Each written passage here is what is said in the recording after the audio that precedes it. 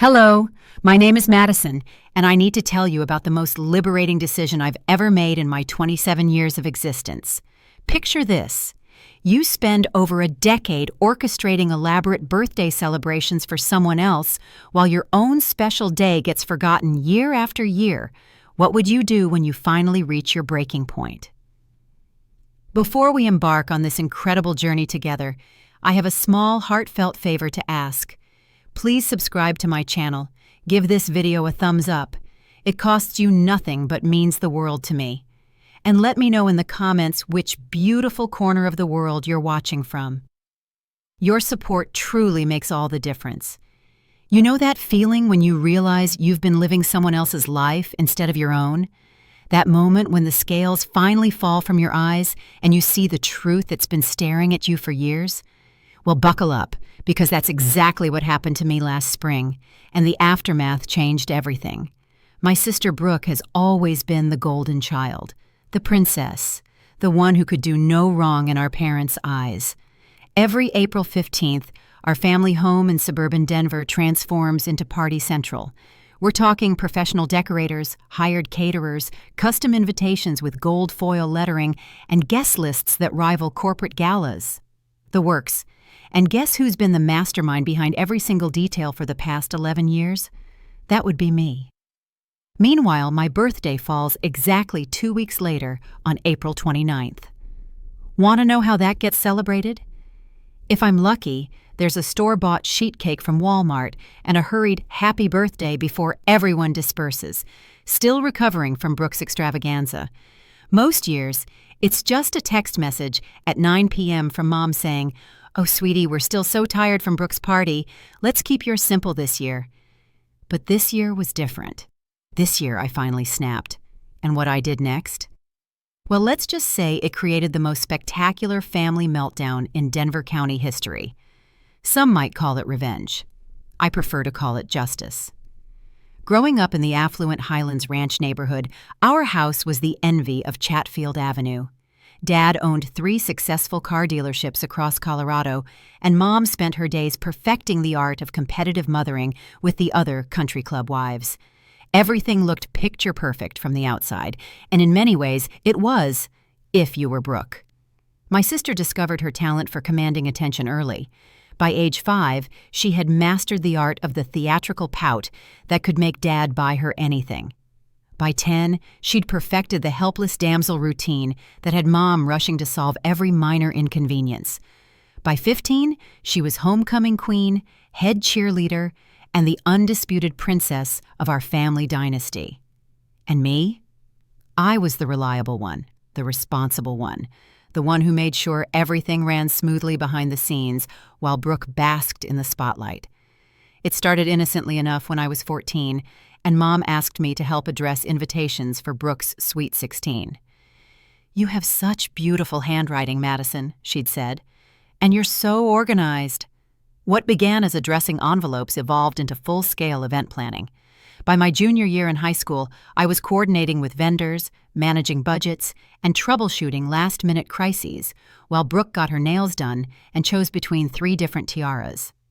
"Madison's just naturally good at this stuff," Dad would tell people, as if party planning was my genetic destiny rather than something I'd been conscripted into. "She loves making her sister's dreams come true." The truth was more complicated. Part of me did find satisfaction in creating beautiful events. There's something deeply rewarding about seeing a vision come together perfectly, watching guests gasp in delight at a stunning centerpiece or cleverly designed photo booth.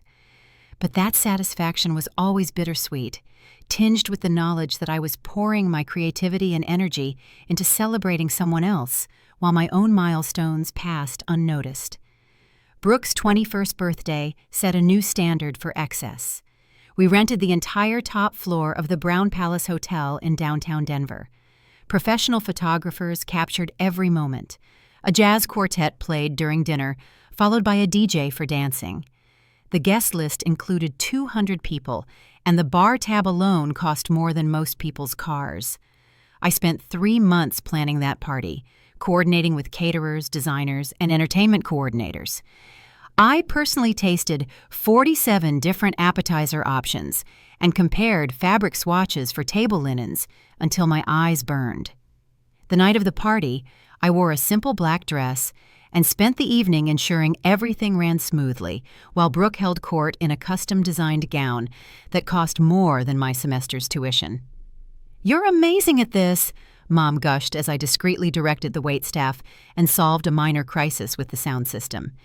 "You should do this professionally." But when my 21st birthday came 2 weeks later, the celebration consisted of dinner at Applebee's with immediate family only. No photographers, no special decorations, no carefully curated playlist. Just appetizer mozzarella sticks and a chocolate lava cake with a single candle. College provided a brief respite from the birthday inequality, but it was temporary. While studying business administration at the University of Colorado Boulder, I convinced myself that distance would change things. Maybe my parents would realize they'd been taking me for granted. Maybe Brooke would mature and start appreciating what I did for her. I was spectacularly wrong. Even from 2 hours away in Boulder, I still received frantic phone calls about Brooke's birthday preparations. "Madison, honey, the florist is being difficult about the white orchid arrangements. Can you call them? You're so much better at handling these vendor issues than I am." I'd spend my study breaks researching backup caterers or negotiating with photographers while my roommates went to parties or studied for exams.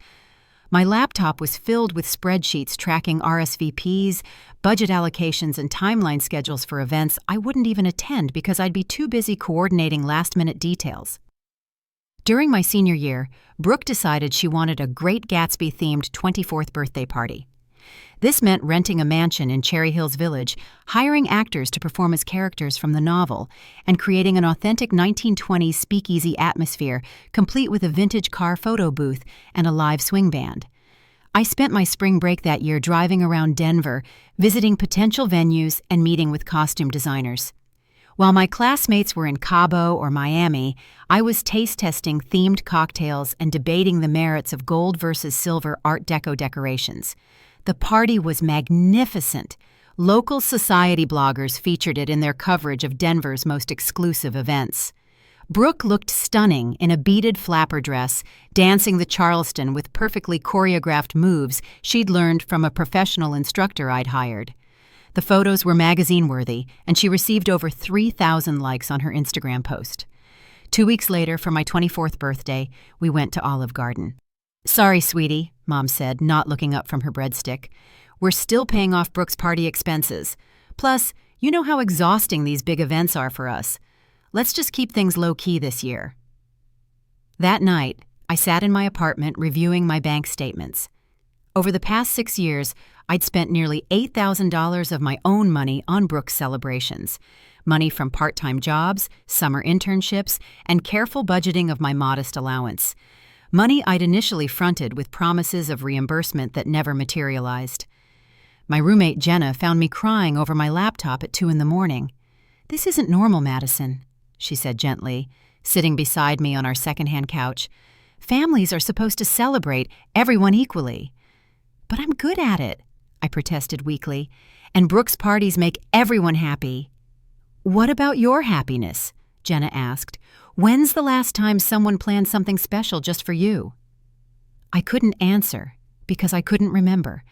After graduation, I moved back to Denver and got a job as an administrative coordinator at a marketing firm.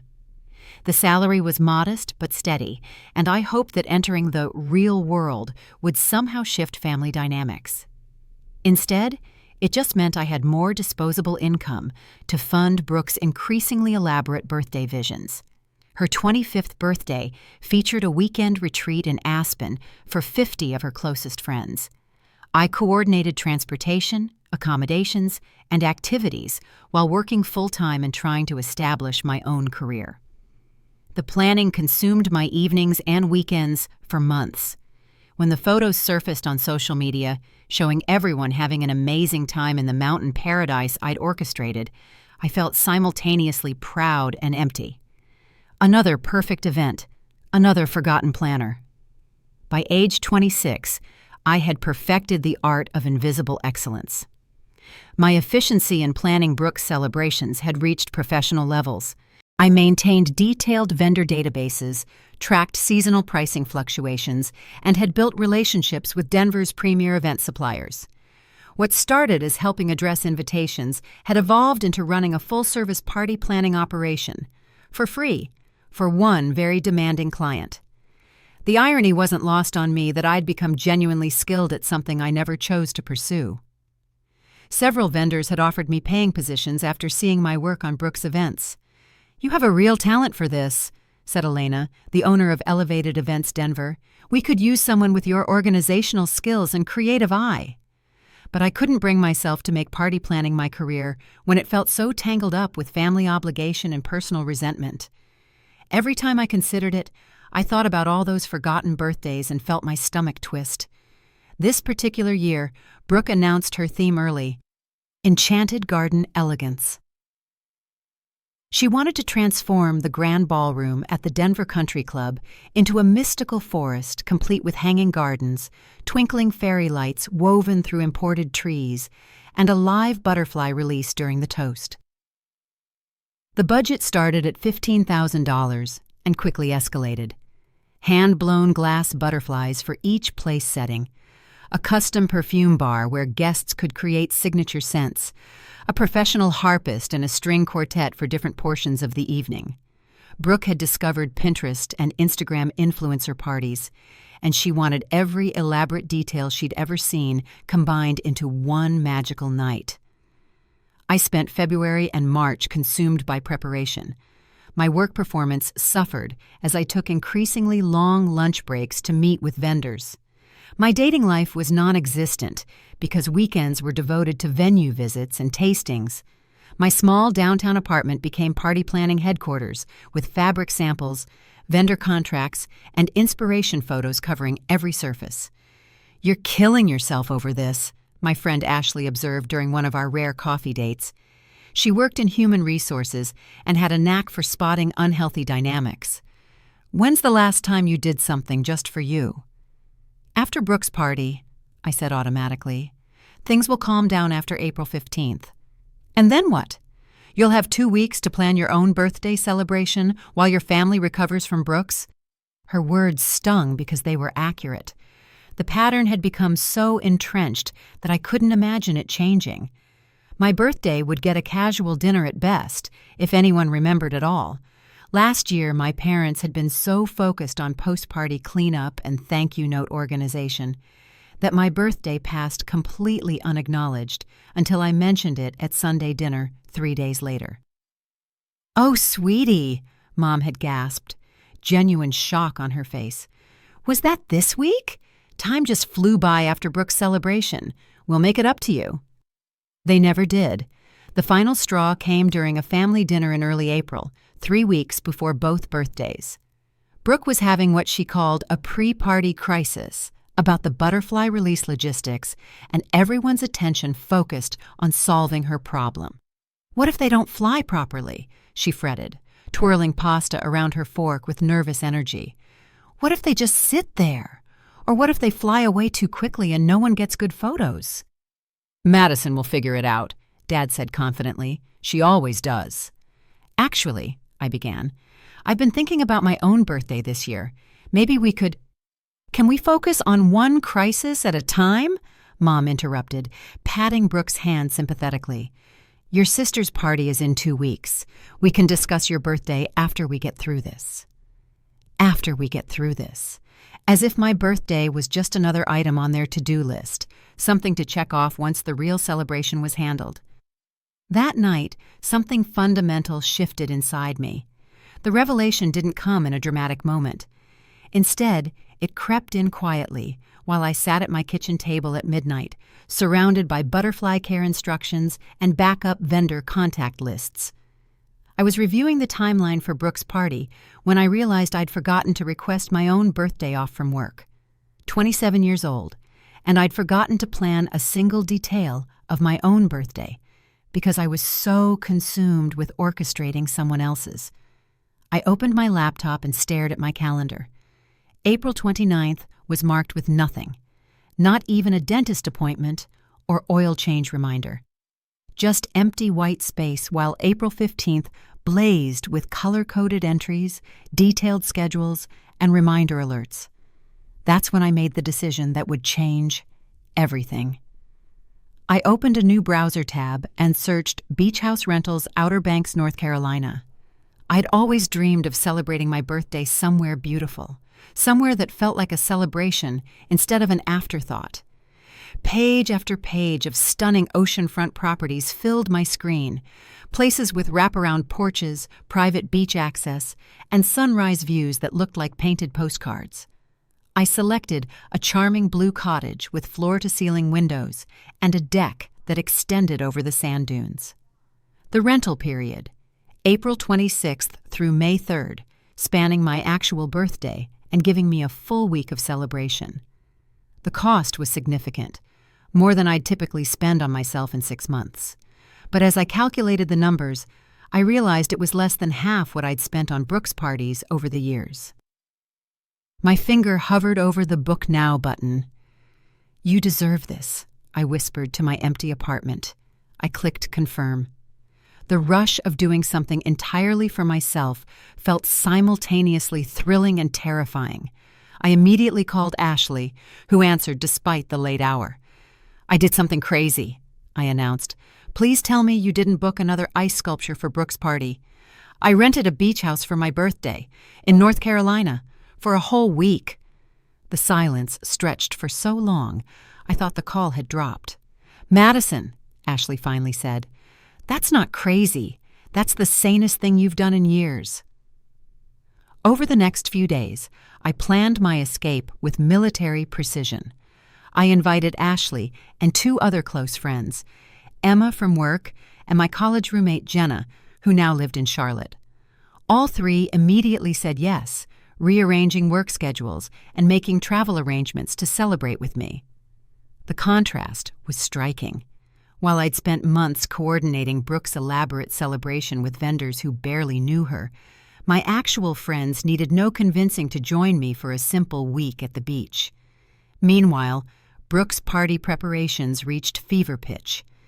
The butterfly vendor called with concerns about weather conditions. The florist needed approval for last-minute lily substitutions. The string quartet's cellist had food poisoning, requiring emergency replacement. "Madison, thank goodness," Mom said when I answered her 3rd call of the day. "The butterfly situation is becoming critical. Can you drive to the facility this afternoon and assess their setup?" "I can't today," I said calmly. "I have other plans." "Other plans?" Mom sounded genuinely confused. What could be more important than your sister's birthday? The old Madison would have canceled whatever she was doing and rushed to solve the butterfly crisis. This Madison looked out her apartment window at the beautiful spring day and made a different choice. "My own life," I said. That evening, I began creating what I privately called the deception. I couldn't simply abandon Brooke's party without causing a family nuclear meltdown, but I also couldn't continue sacrificing my own happiness for her celebrations. So I developed a plan that would give everyone what they deserved. I spent the week before Brooke's party confirming final details with legitimate vendors, ensuring deposits were paid and timelines were locked in. Everything was genuinely arranged and properly executed. But I also made one crucial addition. I booked myself a flight to North Carolina, departing April 26th, 3 days before my birthday, and 5 days before anyone would expect me to help with post-party cleanup. The beauty of the plan was its simplicity. Brooke would get her perfect party. My family would get to celebrate their princess without interruption, and I would get something I'd never had before, a birthday celebration that was entirely about me. For the first time in over a decade, April 29th would be special. Brooke's party was, by every measure, a spectacular success. The Denver Country Club's grand ballroom looked like something from a fairy tale. Hundreds of white and gold butterflies fluttered among suspended gardens, while guests in elegant attire sipped champagne and posed for photos with professional photographers I'd hired. I stood in the shadows near the kitchen entrance, clipboard in hand, ensuring every detail unfolded perfectly. The butterfly release happened right on schedule during the toast, creating the magical moment Brooke had dreamed of. Her Instagram story that night garnered over 5,000 views, with comments calling it the most beautiful party ever. Mission accomplished. What my family didn't know was that my luggage was already packed and hidden in my car trunk. My flight to Norfolk was booked for 6 a.m. the next morning. Ashley had agreed to pick me up at 4:30 a.m., and Emma had already driven down from Denver to Charlotte to meet Jenna. The hardest part was acting normal during the party's final hours, while excitement and terror battled in my chest. I helped coordinate the cleanup crew, ensured all vendors were paid, and handled the logistics of gift transportation to Brooke's apartment, all while mentally rehearsing my escape plan. "Madison, you've outdone yourself again," Dad said as we watched the last guests leave. "I don't know how you managed to make these events so perfect." "Just lucky, I guess," I replied, accepting his hug while calculating that I had exactly 8 hours until my alarm went off. The next morning, Ashley's headlights appeared in my parking lot right on schedule. I left a note on my kitchen counter, something vague about needing some time away and promising to call in a few days. Then, I turned off my phone and slipped into Ashley's car like a fugitive escaping prison. "Any second thoughts?" she asked as we drove through the empty Denver streets toward the airport. "About 1,000,000, I admitted, but I'm doing this anyway." The flight to Norfolk gave me 3 hours to process what I'd done. I'd never taken a vacation without my family's knowledge and approval. I'd never simply disappeared when they might need me for something. The guilt felt overwhelming, but underneath it was something else: anticipation. Emma and Jenna were waiting at the rental car counter in Norfolk, both grinning like conspirators. "Operation Birthday Girl is officially underway," Jenna announced, handing me a coffee cup with "Birthday Queen" written in gold marker. The drive to the Outer Banks felt like crossing into a different world. Miles of coastal highway led to barrier islands where wild horses roamed free, and lighthouses stood sentinel against endless ocean views. When we pulled up to the Blue Cottage, I sat in the rental car for a full minute, staring at the wraparound porch and private beach access. "It's perfect," Emma breathed. Inside, my friends had already decorated with streamers and balloons they'd somehow managed to pack and transport. A banner reading "Happy Birthday, Madison" hung across the living room windows, and the kitchen counter held champagne, fresh flowers, and a homemade cake from Jenna's favorite Charlotte bakery. For the first time in my adult life, I was somewhere beautiful on my birthday, surrounded by people who had traveled hundreds of miles just to celebrate me. I turned my phone on long enough to post a single photo, me on the beach at sunset, arms raised in celebration, with the caption, "Finally celebrating where I belong." Then I turned it off again. Over the next 4 days, we fell into a rhythm of pure vacation bliss: morning walks on the beach, afternoon naps in hammocks, evening bonfires with s'mores and wine. We visited the Wright Brothers Memorial, climbed the Cape Hatteras Lighthouse, and spent an entire day doing absolutely nothing except reading books and soaking up sunshine.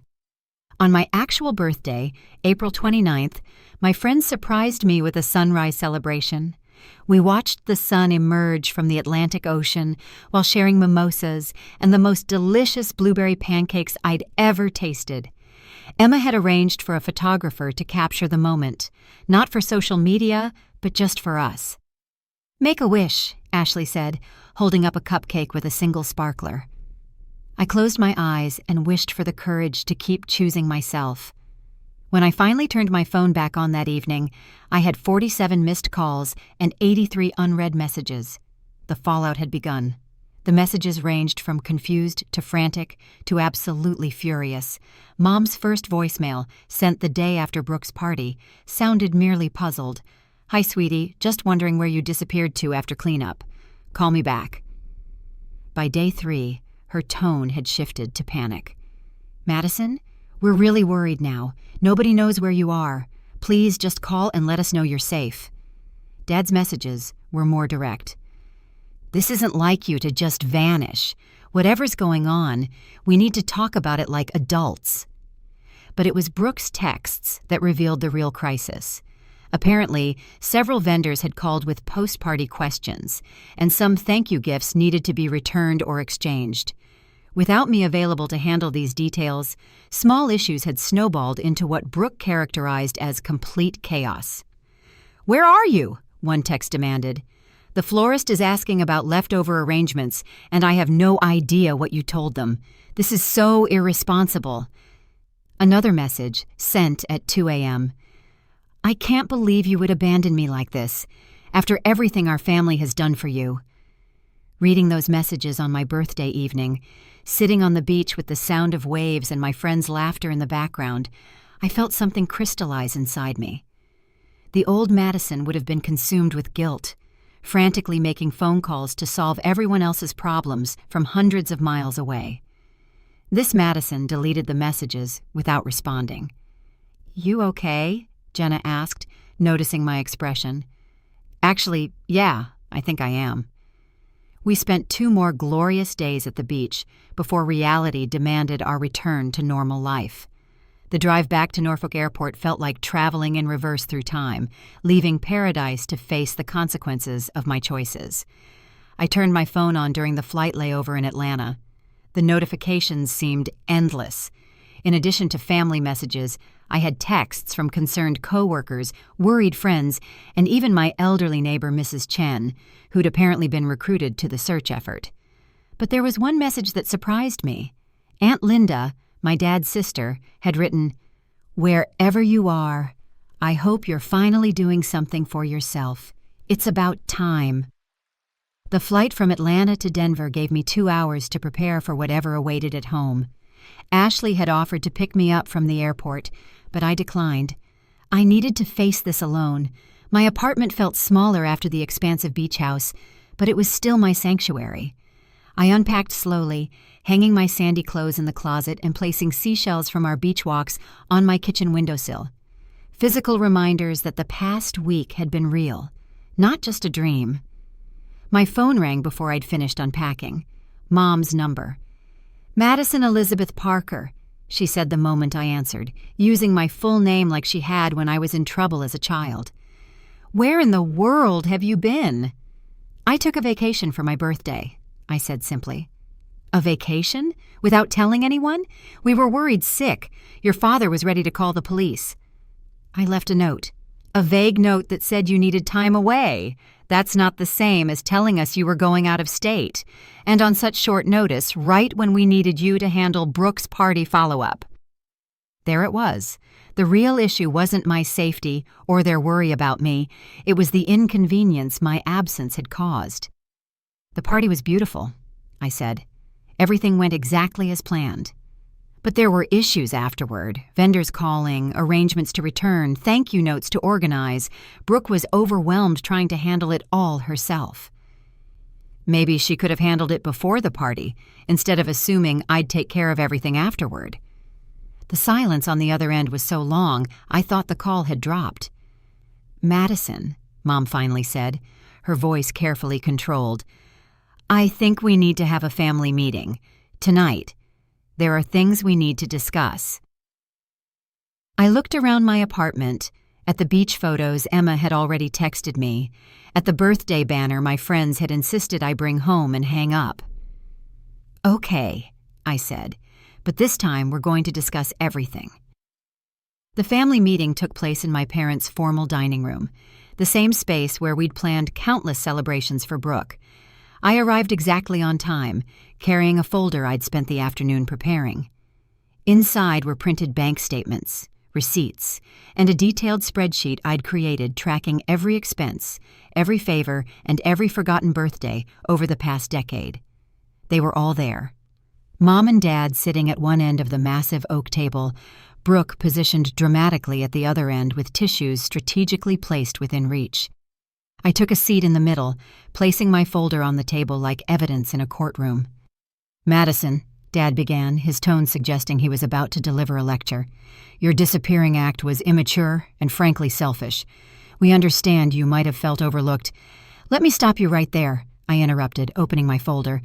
"I didn't feel overlooked. I was overlooked, and I have documentation to prove it." I slid the first document across the table, a timeline showing 11 years of birthday celebrations. Brooke's entries filled pages with detailed descriptions, guest counts, budgets, and vendor lists. My entries were sparse: dinner at Olive Garden, cake from grocery store, forgot, acknowledged 3 days late. Mom picked up the timeline, her expression shifting as she read. "Honey, we didn't realize—" "There's more." I distributed copies of my expense spreadsheet. "This shows every dollar I've spent on Brooke's parties over the past 7 years. The total is $12,847. That's money from my part-time jobs in college, my internship stipends, and my current salary." Brooke snatched the spreadsheet, scanning the numbers. "You chose to spend that money. Nobody forced you." "You're right," I agreed. "I chose to spend it because you and our parents promised to reimburse me. There's a column tracking those promises and the actual repayments received. Care to guess what that second column shows?" Dad shifted uncomfortably, loosening his tie. "We always intended to pay you back. Business has been—" "Dad, you bought Brooke a new BMW for her college graduation. That same week, you told me you couldn't reimburse the $800 I'd spent on her birthday flowers because money was tight." The room fell silent except for the ticking of Mom's antique grandfather clock. I pulled out the final document, a list of personal milestones and achievements that had been overshadowed by Brooke's birthday preparations. My college graduation party was canceled because it fell 2 weeks after Brooke's 22nd birthday, and everyone was exhausted from partying, I read aloud. My promotion celebration dinner was postponed 3 times because of vendor meetings for Brooke's 25th. I missed my friend's wedding because I was coordinating last-minute changes for Brooke's garden party theme. "Madison," Mom said softly, "if you felt this way, why didn't you say something sooner?" The question hung in the air, loaded with years of accumulated hurt and frustration. "Because every time I tried, you told me we'd discuss it after Brooke's party. Every single time. It became clear that my feelings, my birthday, my life, they were all secondary to whatever Brooke needed."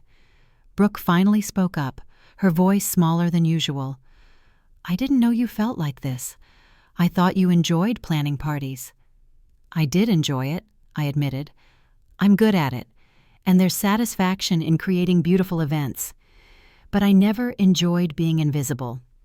I never enjoyed watching my own birthday get forgotten year after year while I orchestrated elaborate celebrations for someone else." Dad cleared his throat.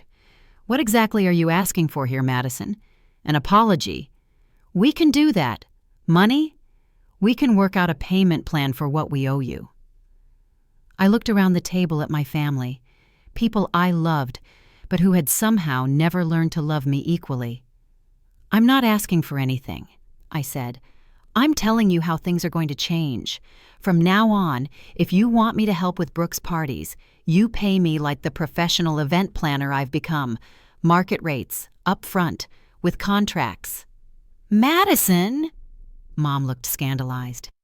"And my birthday will be acknowledged with the same enthusiasm and preparation that goes into Brooke's. Not afterward, not when it's convenient, but on April 29th, every year." "That seems reasonable," Dad said slowly. "Finally, I'm setting boundaries about my time and availability. I have my own life, my own career, my own relationships. I won't be dropping everything anymore every time there's a Brooke-related crisis." Brooke's eyes filled with tears. "So you're punishing me because Mom and Dad favor me?" "I'm not punishing anyone," I said gently. "I'm finally taking care of myself." That conversation didn't fix everything overnight. Rebuilding relationships and establishing new patterns takes time, especially when old habits run deep. But it was a start. 6 months later, my family dynamics had shifted in ways both subtle and significant. Brooke's birthday that October was still elaborate, a Halloween masquerade ball that made local social media headlines. But this time, she hired a professional event planner. I attended as a guest, wearing a beautiful costume and actually enjoying myself instead of managing vendor crises. More importantly, when my 28th birthday approached, Mom called me in March to discuss plans. "What would you like to do this year, sweetheart?" she asked. "We want to make sure it's special." I ended up choosing something simple but meaningful. Dinner at a nice restaurant with family and close friends, followed by a small gathering at my apartment. Nothing extravagant, but everything genuine. For the first time in my adult life, I felt celebrated rather than overlooked. The beach house trip had taught me something crucial. I deserved to take up space. My happiness mattered. My birthday mattered. I mattered. Brooke and I have slowly rebuilt our relationship on more equal ground. She still loves elaborate celebrations, but she's learned to appreciate the work that goes into them. More importantly, she's started remembering my birthday without prompts and has even planned a few surprises for me. Dad paid back the money he owed me within 3 months, along with interest and a genuine apology. Mom has become more conscious of family dynamics, making efforts to ensure both daughters feel valued. The beach house in North Carolina became an annual tradition. Every April, my friends and I return to the Outer Banks to celebrate my birthday with sunrise mimosas and evening bonfires. It's become sacred time, a reminder of the moment I chose to prioritize my own happiness. Sometimes the most radical thing you can do is simply value yourself enough to celebrate your own existence. It took me 27 years to learn that lesson, but it was worth the wait. And if you're reading this because you recognize something familiar in my story, let me leave you with this. You deserve to be celebrated. You deserve to take up space. Your birthday matters just as much as anyone else's. Don't wait for permission to value yourself. Just start. Because the most beautiful party you'll ever attend might just be the one you finally throw for yourself.